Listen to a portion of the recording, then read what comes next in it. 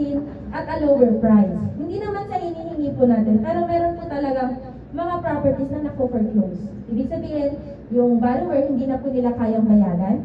So, nagawa naman na po ng Pag-ibig yung pwede namin extend na maitulong sa kanila, pero talagang hindi na kaya. Yung mga yon, napupunta po yan sa acquired assets. Anong kagandahan pag acquired assets? Ang mga conditions lang yan, as is where is. Ibig sabihin po, kunyari yung property na yon, nung nag-foreclose siya, may bahay na. Kasi niloan niya, lupa lang. Pero nung na-close, may bahay na. Ganun mo na din siyang mabibili. Kasama na yung bahay doon sa mabibili mo. Ano pa? Kunwari nung nabili yun, hindi pa naman siya ganun ka fully furnished, pero na fully furnished nung borrower, kaso lang hindi niya na naituloy na bayaran. Kung ano siya sa kalagayan niya ngayon, yun na din yung tatanggapin mo. Kaya kung makikita niyo, marami yan sa TikTok, dilipat na lang kami. Kasi fully furnished na siya. Okay? So, sabi niya, selling price is based on the valid appraisal value as of the date of disposal. Ibig sabihin, kunyari po, dati naman yan, lupa lang. So, ang naloan niya talaga doon, maliit lang. Sabi natin, 500,000. Pero ngayon, may bahay na siya. So, tataas talaga yung property na value. Nasa 1 million, kunyari, ganun. Pero kung ikaw, bibili ka 1 million na, may bahay at lupa ka na, di ba nakamura ka pa rin? Okay, so, ganun po yung case sa acquired assets. Ano pa? Bukod sa as is where is, ano po, may modes of sale tayo sa acquired asset. Direct purchase. Ito po, ino-offer ito doon sa nakatira talaga sa bahay. Kunyari po, kayo po yung may-ari ng bahay na yon. May mga struggles kasi na hindi din talaga natin makikita. Ano po? Kunyari, sa kanila po, nahihirapan silang magbayad monthly. Hindi po yun ibibenta agad ng Pag-ibig. I-offer muna yun sa kanila.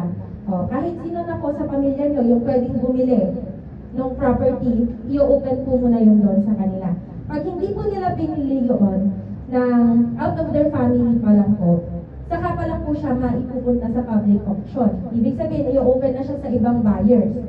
Okay? So, meron tayong first public auction. Ito yung malapag mong discount. Second public auction with discount na. Ano yung ibig sabihin ng discount, ma'am? Pag kaya mong bayaran ng cash, 20% discount. Pagka installment, ang short term po natin is 1 year to 2 years. May 10% discount pa rin yun. Kunyari, nagustuhan mo yung bahay, 1 million siya. Pero hindi mo kayang i-cash yung 1 million, pero kaya mo pag 12 months mong babayaran, pwede pa rin po yun. Pero, 10% yung discount mo doon. Okay? After ng public auction, kunyari, hindi pa rin siya nabili doon. Mapupunta na po siya sa negotiated sale.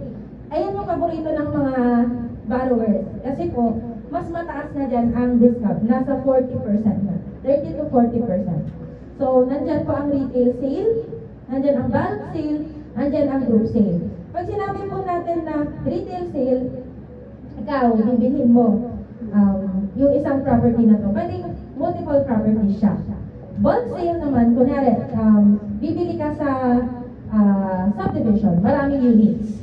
Okay? And group sale naman is ito yung as a company, kunyari kayo, Jollibee, sabihin natin, Jollibee yung company, sa loob ng Jollibee, may mga maglo-loan.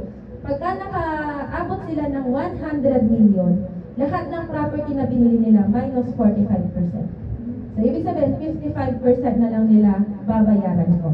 Yun po yung group sale. Pero ang group sale po, may MOA po yan sa Pag-ibig. Kunyari, malaki naman yung company ninyo. Kung may mga mag-a-apply at naka-consolidate kayo ng 10 million, 50 million, 100 million, may ano din po kasi siya, category siya, may discount po na allotted para po sa inyong lahat. Kahit